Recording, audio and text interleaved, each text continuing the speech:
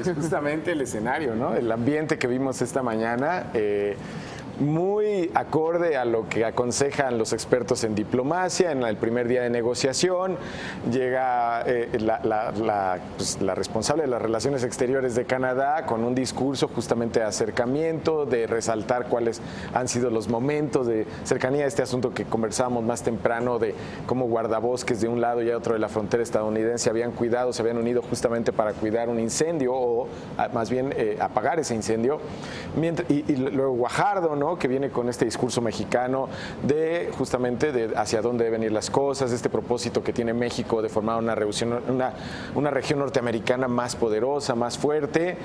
Y luego Lighthizer, que le pone, pues no sé si llamar sal y pimienta. Mató la fiesta. Sí, acabó con la fiesta y dijo que muy buenos días, que efectivamente ha servido para 2 o 3 cosas el tratado, pero que salvo por esas 2 cosas ha sido un fracaso.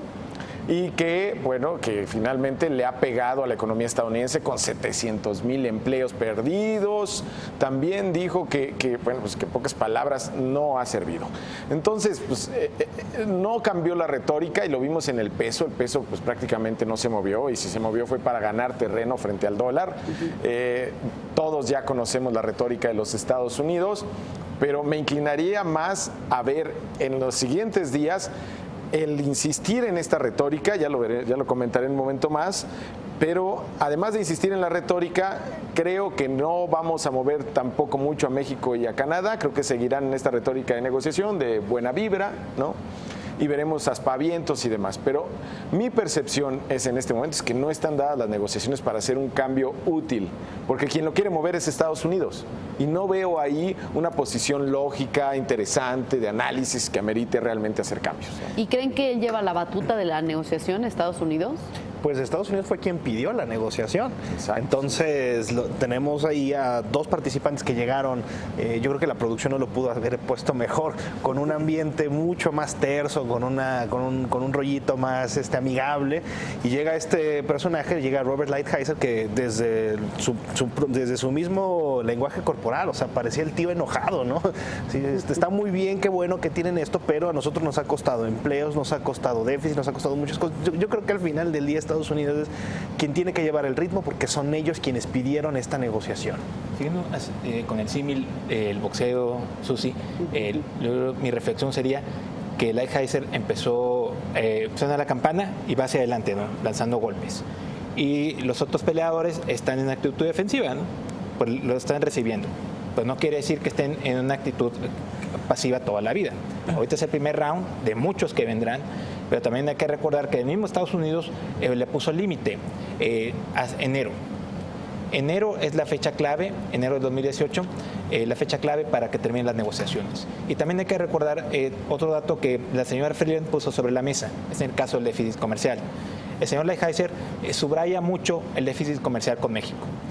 Vemos ahí en la pantalla que con México fueron 36,000 millones de dólares en el primer semestre del año. Sí, es bastante alto, pero dijo también la señora, el déficit más grande es con China. Y ella dijo, el éxito no se mide por el superávit que tengan las naciones, ¿no? No, o sea, estamos hablando de que China es casi la mitad o se acerca a la mitad del déficit que tiene Estados Unidos. En la mente de los negociadores actuales de Estados Unidos, un déficit es negativo porque en teoría están pagando más de lo que cobran, ¿no? Es un análisis sumamente simplista. Y a lo mejor en la totalidad del déficit de Estados Unidos podría haber cierta lógica. Pero en el déficit concretamente con México y con Canadá, se explica porque sin ese déficit, que lo adquiere Estados Unidos al importar muchos insumos para fabricar cosas que luego vende en el exterior, no podría vender muchos productos en el exterior porque así es como los produce baratos. Claro. Entonces creo que esa lógica no ha caído todavía en la conciencia de los estadounidenses. La lista sería, la lista de países que tienen déficits elevados con los que Estados Unidos tiene un déficit elevado, sería mucho más grande de no existir el TLCAN. Y aunque pareciera algo muy fácil de comprender aquí en la mesa central, como lo explica Jonathan, pues en realidad parece ser que el discurso más fácil de vender para el gobierno estadounidense a su base, a su población, es un buen acuerdo va a ser aquel en donde nosotros empecemos a vender más de lo que nosotros compramos, lo cual es prácticamente imposible en el escenario actual. Sin duda. Creo también que hay muchas cosas que empiezan a verse ya o que salen a la luz. Hoy Donald Trump ya cierra su, pues el consejo que le había ayudado para entender las cosas de las empresas. Es un consejo de manufactura. Este consejo de manufactura pues, estaba formado por empresarios de tecnología que proveen tanto farmacéuticos como productos electrónicos, tecnológicos, ¿no? Y hoy se acaba ese consejo. Entonces, a Trump, en pocas palabras, se le acabó ya el vínculo que tiene con los empresarios. Se le acaba de manera directa. Mientras que, como lo decía Guajardo hace un rato, Guajardo cuenta con 100 empresarios que están atrás de él en este momento listos para negociar, ¿no? Entonces, aquí vemos justamente el tuit de Donald Trump, justamente donde hace referencia a su relación con este Consejo de la Manufactura, ¿no? Dice, estoy terminando los dos, gracias a todos, ¿no? Como diciendo, a mí no me importa, quiero poner presión en la gente de negocios, ¿no? Exactamente. Y en este escenario, Lighthizer lo que quiere es también destacar ante su jefe. No iba a tener más reflectores que los de él, los de Donald Trump. Entonces Lighthizer sale hoy en búsqueda de una posición para ponerse por encima de Wilbur Ross. Wilbur Ross, que es el secretario de Comercio de los Estados Unidos, que también tiene mucho protagonismo en esta negociación. Y Lighthizer, que lo tenemos en pantalla, obviamente no es Lighthizer, este es mucho más nuestro.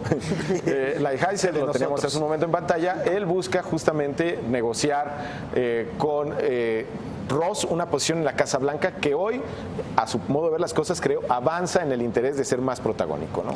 Parece que la visión de Estados Unidos fuera un cambio profundo, ¿no? Pero vemos que no es así. O sea, en el original Telecán fueron 252 reuniones de alto nivel que se mantuvieron a lo largo de 2 años. Aquí estamos hablando de entre 6 o 7, que serían unos 4 o 5 días en cada uno va a llevar sus documentos, sí va a haber cambios, quizás no sean tan profundos, pero la idea es de que, tal y como dijo el secretario Guajardo, ¿no?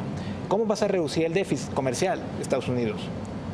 Pues incrementando el comercio, simplemente. Sí, claro, que México compre más. Si ese es el punto, ok, no que México venda menos. Ok, hagamos ciertas cosas para comprarles más cosas, si ese es el punto, ¿no?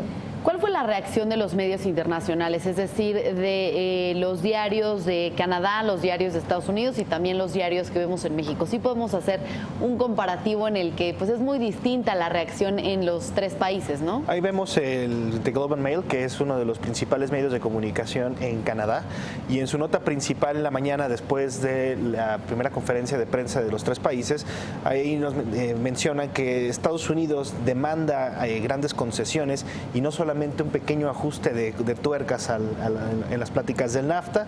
Si vemos también más adelante, tenemos la prensa en Quebec, me imagino, que hablan acerca del Tratado de Libre Comercio, y es que Estados Unidos exigen cambios mayores. Lo que dice el titular. El Washington Post, al igual que otros medios en Estados Unidos, hablan más bien del tema de del Virginia. consejo. No fue tema. Así es. O sea, no fue tema para los estadounidenses. En la mañana, al principio, como vemos aquí en el New York Times, todavía seguía resonando muy fuerte la conferencia de prensa que dio ayer el presidente Trump, que causó mucho ruido y mucho malestar en amplios sectores de la población por el tema de Charlottesville. Y como lo vemos ahí otra vez, nuevamente el Wall Street Journal, ¿no? Que uno pensaría que levantaría el tema de NAFTA. El problema social que el problema económico. Y esto fue todavía unas horas después de la conferencia, ¿eh? Y desde luego el Financiero. Aquí sí, evidentemente es nuestro dolor de cabeza principal, quizá en materia económica, saber qué va a hacer de Telecán, y pues todo lo tuvimos de principal. Así es. En el diario Reforma vimos también que pues le dieron un protagonismo relevante, central, ¿no? El Universal lo mismo. ¿Por qué? Pues porque evidentemente pues, nuestra economía se recarga en el Telecán en buena medida, ¿no? Entonces para nosotros y para los canadienses es muy relevante. Pues nuestra economía al final es una economía de $1 billón, cuando la economía de Estados Unidos es de $15 billones. La economía canadiense es de $1.5 billones. Entonces estamos hablando de una disparidad de fuerzas considerable, ¿no? Pero Estados Unidos, como ya lo comentábamos en la mañana, en estos momentos está lidiando con varios frentes, ¿no? Está el tema de Corea del Norte, está el tema del Consejo, está el tema del ataque en Charlottesville. Entonces, pues los diarios no están dando tanta importancia al Tratado de Libre Comercio de América del Norte. Sí, sin lugar a dudas, Susi. Quizás una salida podría ser lo que hizo Corea del Sur. Corea del Sur le pasó algo muy semejante a lo de México, ¿no? En el sentido de que el señor Trump vio que el déficit comercial estaba bastante grande, ¿no? En el primer semestre del año pasado fueron 16,000 millones de dólares. Hoy, como lo vimos hace unos momentos, 11,000 millones de dólares. ¿Qué pasó? O sea, ¿qué pasó en el camino? Lo que pasa es que Corea del Sur empezó pláticas fuera del acuerdo comercial que tiene Estados Unidos y le dijo, muy bien, tío Sam, te vamos a comprar más equipos de defensa. Se llevaron varias decenas o cientos de F-35 y pues ya están en la base de Seúl.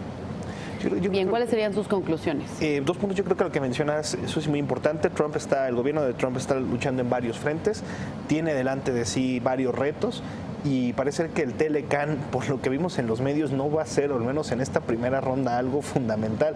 México podría sacar ventaja, Canadá podría sacar ventaja, podrían tener un acercamiento mucho más fuerte con el equipo estadounidense que lo está negociando.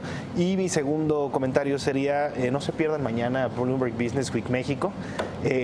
Sale nuestra tercera edición en la cual tocamos el tema del Telecan, la negociación. Ahí tenemos nuestra portada de mañana y yo creo que le atinamos bastante bien a la temática, ¿no? Todos se suben al ring y vienen con todo en la negociación. Vemos allá a Guajardo, a Chrystia Freeland, a Robert Lighthizer, que los vimos en la conferencia de esta mañana. Entonces, primero de 7 rounds ya empezó, entonces no se pierda Bloomberg Business Week mañana con toda la información, un muy buen reportaje, todo el contexto, muy buen comentario, todo el contexto de cómo llegamos a este punto. Quien quiera comprender qué pasó para llegar a este momento, no se pierda mañana la revista. Muy bien, no nos la perderemos. Sí, México le está dando la debida importancia a Susi, o la gran importancia que tiene, en el sentido de que llevó personajes de gran peso a todas las 25 mesas de negociación, 25 mesas simultáneas, ¿no? Mucha gente va a pensar que es demasiado personal ahí en Washington, pero no, o sea, dado de que nuestra dependencia del comercio exterior. Bien. Sí, yo tiendo a pensar más bien lo que pienso es que el gobierno mexicano el gobierno estadounidense está desvinculado de las empresas. Va a tener tarde o temprano que acercarse a las empresas y en ese momento se van a desvanecer muchos de los argumentos de retórica que hoy mantiene el gobierno estadounidense. Hay una realidad ineludible y es que los mexicanos proveen a la industria estadounidense para que ésta pueda vender alrededor del mundo. Entonces creo que esa realidad es difícil de evitar. Vemos que el peso se fortalece o no se ha debilitado más y pues consecuentemente eso nos pone a pensar que el mercado no está viendo una catástrofe. Bien, pues habrá que ver cómo van transcurriendo estas negociaciones dentro de estos 5 días hasta el día 20 y les tendremos todos los detalles aquí en NAFTA Week y por supuesto en Bloomberg Business Week México.